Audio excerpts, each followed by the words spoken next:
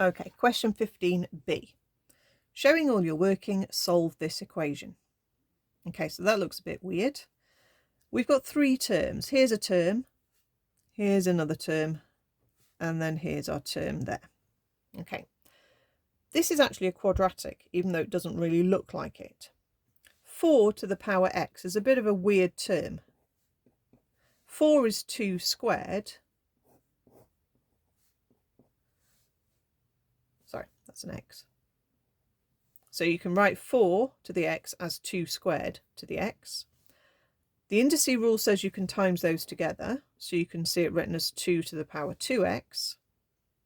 And I could even twist it round in the other order, x times 2, and then say it's 2 to the x squared. All of those are all the same thing. And that's the key.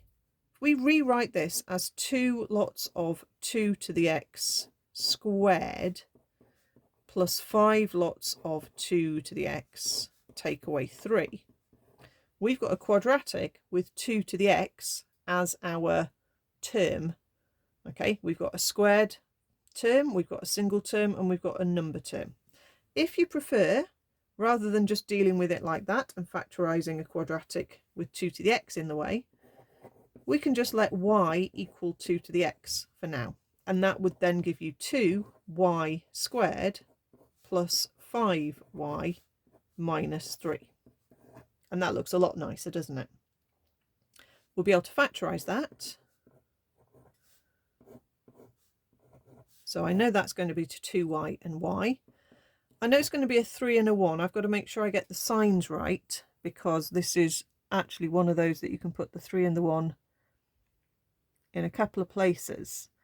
I need different signs. So actually I need to make a 6 and a 1, because then 6 minus 1 will be 5. So I want a positive 6 and a negative 1. And that gives me the correct sign at the end. Okay.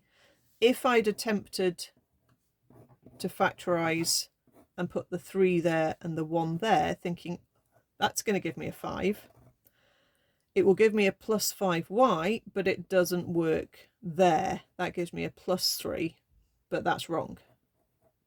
Okay, so sometimes there are traps in factorising. Okay, that's why you should always have a look at it and make sure you've got exactly what you wanted, including the sign of everything.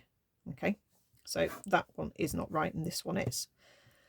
If you were factorising and you hadn't used the y, you'd write 2 times 2 to the x, and you'd write 2 to the x if you want to do that. Okay, so keeping the y, that gives me y is a half, or y is minus 3. Then you replace your 2 to the x, so you get 2 to the x is a half, or 2 to the x is minus 3. And then we use exactly that log to power, but this time we're going to do power to log link. Okay, I wrote it down on the other sheet. Let's write it down again. The base is a, the target is c, and the power you need, which is the answer for the logarithm, is b. So if we do that here, we get log base 2, there's my base being raised to power x to make a target of a half. So I can say log base 2 of a half is x. Okay, now you can do that on the calculator, or you can do it in your head, because that answer is a nice integer. Okay, so that would give you x is minus 1.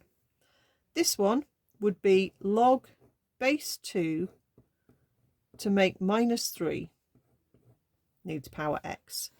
But if you try that on the calculator, it's not going to work. So log base 2 to make a negative 3, you're just going to get error.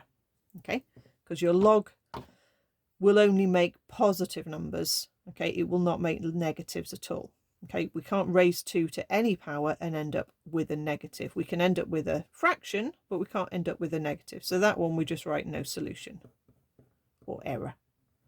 So we just have one answer, which is x is minus 1.